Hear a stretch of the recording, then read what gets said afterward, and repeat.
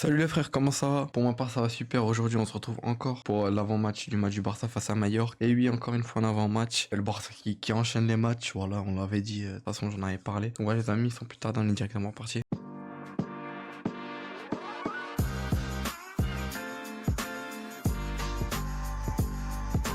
Bon, encore une fois, j'ai envie de dire un match très très important. Pour le titre, on le rappelle, hier, le Real a gagné 11-0 face à l'Athletic Bilbao. Donc voilà, ils sont derrière nous à 69 points. On est actuellement à 73 points. Il y a toujours cet écart des 4 points. Le Real et nous. On a un Mallorca qui est en forme, hein. Encore une fois, une équipe qui est en forme, on va affronter. Ils sont actuellement 7ème avec 44 points. Je pense qu'ils veulent jouer très certainement l'Europa League. Ils étaient en bataille avec le Celta Vigo et comme on a battu le Celta Vigo, ils sont passés au-dessus. Mallorca qui sont actuellement sur 2 victoires, 2 défaites, un nul. Ils ont fait récemment match nul et c'est une équipe qui est pas mal en forme. Après, eux aussi pas mal d'absents comme nous. Bon, nous, on le rappelle, on va rentrer dans une période, on est même dans la période la plus importante, j'ai envie de dire, qui va, voilà, on le sait tous, on espère tous un triplé cette saison de la part du FC Barcelone. Mais le souci, c'est que ça va être très compliqué. Surtout avec cette blessure qui vient d'arriver de Robert Lewandowski face au Celta Vigo. Va falloir trouver un remplaçant. Je tourne la vidéo après la conférence de presse où Hansi Flick a parlé. Il a parlé en tout cas de Ferran Torres. On a pu le voir aussi à l'entraînement lui parler en privé, de ce que j'ai vu. Et il a dit en conférence de presse que Ferran Torres était un joueur très important, qui était dans une bonne période de sa carrière et qui est un bon joueur. Il a bien parlé de Ferran Torres. Je pense que très certainement ça va être lui le titulaire. Après, j'ai fait ma compo, on va en parler, mais c'est ma compo bien sûr. Il a aussi parlé de la Liga qui avait refusé toujours de changer le match face à Valladolid, lui qui voulait le changer. Enfin, les journalistes lui ont demandé est-ce qu'il avait encore une chose à dire pour que peut-être le match soit changé. Il avait dit que tout ce qu'il avait à dire, il l'avait dit vendredi à la conférence de presse avant le match du Celta. Et voilà, encore une fois, on voit une Liga qui malheureusement, comme il l'a dit, elle protège pas ses joueurs dans le sens t'as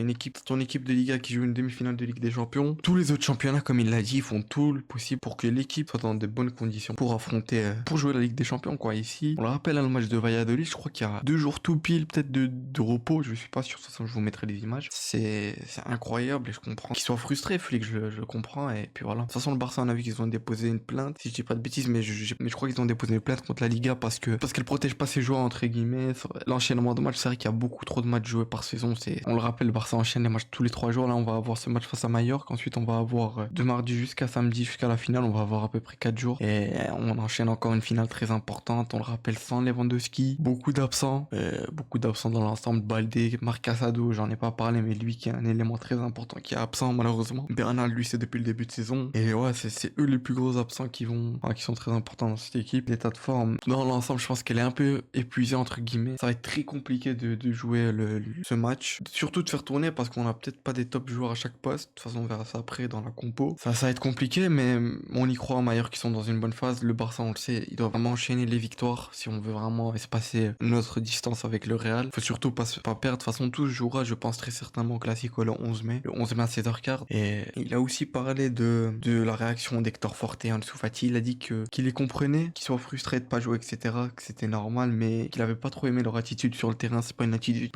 qu'il aime, lui. Voilà, on sait que Félix, c'est quelqu'un qui est vraiment très carré quand même. C'est pas un mec qui aime bien les attitudes hautaines ou des trucs comme ça. C'est vraiment un mec qui est dans le respect, etc. Et je comprends qu'il dit qu'il comprend leur frustration, mais c'est pas une réaction qu'ils avaient à avoir. On l'avait vu, hein, Fati qui avait tapé dans la glacière, etc. C'est vrai que c'est pas une attitude à avoir, mais bon, on peut comprendre sa frustration, même si lui, ce que j'ai vu, était au courant de sa situation en janvier et le Barça lui demandait de partir parce que malheureusement, il ne comptait pas sur lui. De toute façon, ça parle de lui. Au mercato d'été, c'est presque sûr qu'il va partir. Et c'est triste de voir comme ça parce que, parenthèse, mais qui a rien à voir, mais Fati, les gars, pour ceux qui ont vu Fati Prime, entre guillemets, Fati, quand il a commencé, c'était extraordinaire quand il était avec Messi, encore, il y avait Messi, il y avait Suarez, c'était waouh. Vraiment, c'était le Yamal avant le Yamal, mais malheureusement, puis cette blessure face au Real Betis, je m'en souviendrai toujours de Mendy, ouais, du défenseur central, Mendy, depuis cette blessure-là, on le reconnaît plus, malheureusement, il n'arrive plus à revenir à son niveau. Ils lui ont aussi posé des questions par rapport à Rafinha, ils avaient dit que Rafinha avait dit qu'il était un élément, enfin, que Flick était un élément très pour la saison de Rafinha, etc. Après, voilà, il a dit que tout d'abord, toute l'équipe était très professionnelle. Il a dit qu'il avait une équipe qui se concentrait vraiment sur chaque entraînement, chaque match, sur ce qu'elle peut améliorer, sur ce qu'elle peut mieux faire. Après, il a dit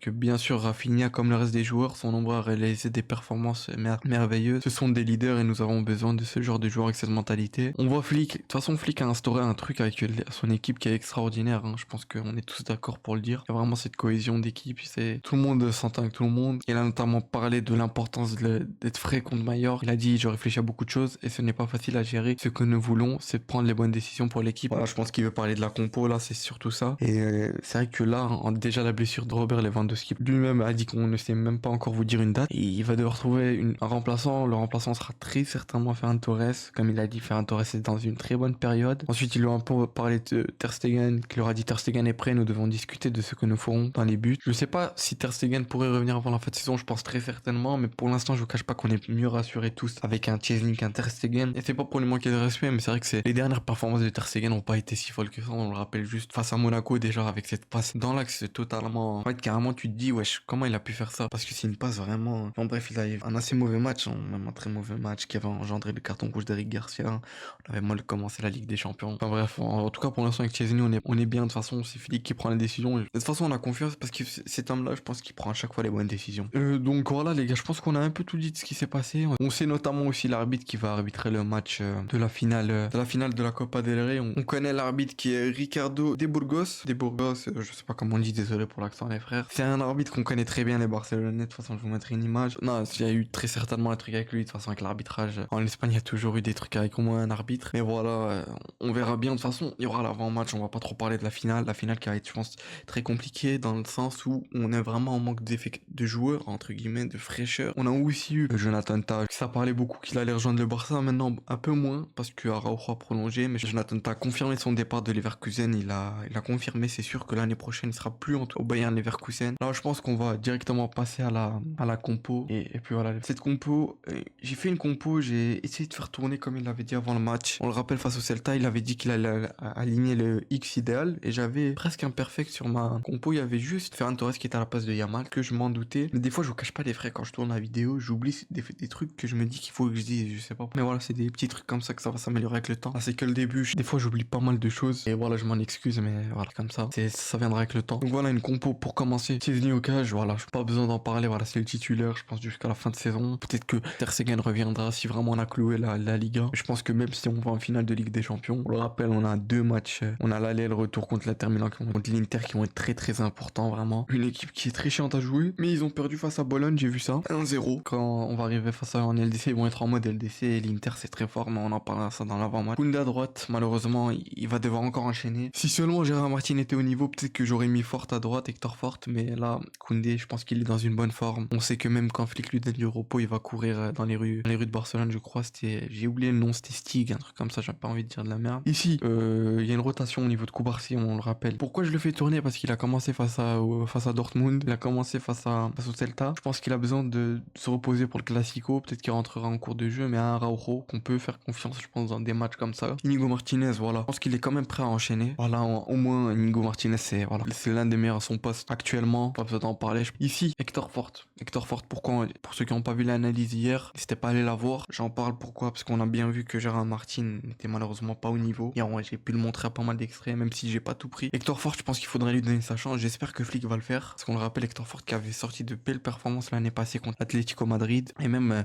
quand il était rentré en jeu, j'avais pas mal aimé comment il jouait. Ici, Pedri, voilà, Pedri, j'ai envie de dire no Pedri, no parti. C'est Pedri, j'ai plus rien à dire. C'est encore une fois contre le Celta, il montre une performance extraordinaire. Ici, au niveau de la rotation que j'ai fait, c'est Eric Garcia à la place de Jong. Malheureusement, on n'a que lui qui peut nous servir ici. On le rappelle, c'est un défenseur central, mais qui peut jouer en 6 aussi. Bon, avec la blessure de Casado et Bernal, Casado que j'aimais beaucoup, mais malheureusement. Ce que j'ai vu, c'est qu'il était sur la fin de sa récupération, mais il reviendra très certainement pas de suite, il sera peut-être là vers la vraiment fin de saison, mais malheureusement voilà, Eric Garcia qu'on peut compter sur lui, il a sorti de belles perfs ces derniers temps. Voilà, moi je partirai avec lui et pour laisser De Jong se reposer et peut-être qu'il rentrera en match De Jong si on a une difficulté. Ici sur les ailes, je pense qu'on n'a pas d'autre choix. Il y a un mal Rafinha, même si il y a un monde où peut-être Rafinha serait au repos, mais je pense pas honnêtement, parce que je pense qu'ici on va venir en parler. Je mets Olmo en faux neuf parce qu'on avait beaucoup aimé Olmo en faux neuf, je pense tous, mais je pense très certainement que ça va être Ferran Torres, que Olmo sera ici,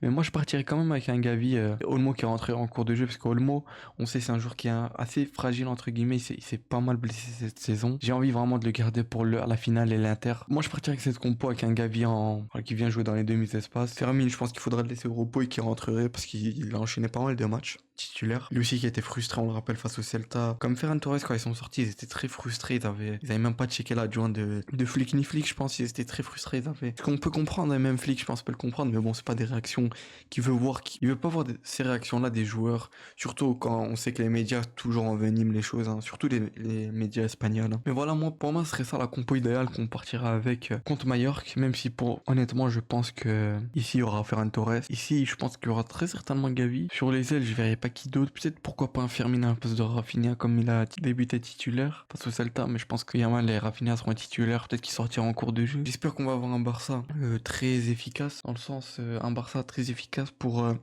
essayer de tuer le match, de finir le match en première mi-temps pour pouvoir faire des rotations, mais je pense que ça va être très compliqué. Ils sont septième, ils veulent jouer, je pense, l'Europa League, ils veulent se battre parce qu'on le rappelle, le Celta est juste derrière eux, il y a le Betis devant eux. Je pense que voilà, ça va être un match qui est aussi très important pour eux. Ils ont aussi pas mal d'absents comme voilà, c'était l'avant-match, un petit avant-match. Il y aura le débrief après le match. Je pense pas qu'il sortira dans la journée après le match. Il sortira le lendemain parce que voilà, c'est compliqué avec les cours, etc. Les frérots. Ce qui est sûr, c'est que ça sortira le lendemain, le débrief du match. Pour les analyses aussi, malheureusement, les frères. L'analyse, je sais pas ce que j'en ferai une parce que ça prend du temps et surtout qu'il y a pas mal de problèmes de droits d'auteur parce qu'il y a des images que je peux pas montrer. C'est pour ça que des fois je parlais d'action, mais je vous mettais juste les images comme ça. Parce que sinon la vidéo aurait pas pu être postée, ça m'a vraiment fait chier. C'est à cause de ça que j'ai supprimé l'autre vidéo que j'ai postée directement après le match du Celta, celle où je débriefais juste le match à chaud et j'ai dû la reposter elle en même temps parce que je l'ai supprimée sans faire. C'est presque si m'a mis la haine, je vais pas vous le cacher. De toute façon, j'ai écrit dans les commentaires pourquoi elle avait été supprimée. Donc voilà les frères, si la vidéo vous a plu, n'hésitez pas à vous abonner, à lâcher le like, à me dire en commentaire ce que vous en pensez, est-ce que vous y croyez au triplé, est-ce que vous croyez en ce match face à Mallorca. Honnêtement, on a toutes nos chances. On a toutes nos chances de battre Mallorca. Ils sont sur une bonne forme quand même. Donc voilà les frères, c'était Azro, portez-vous bien. On se voit mercredi pour le débrief du match face à Mallorca. Ciao les frères.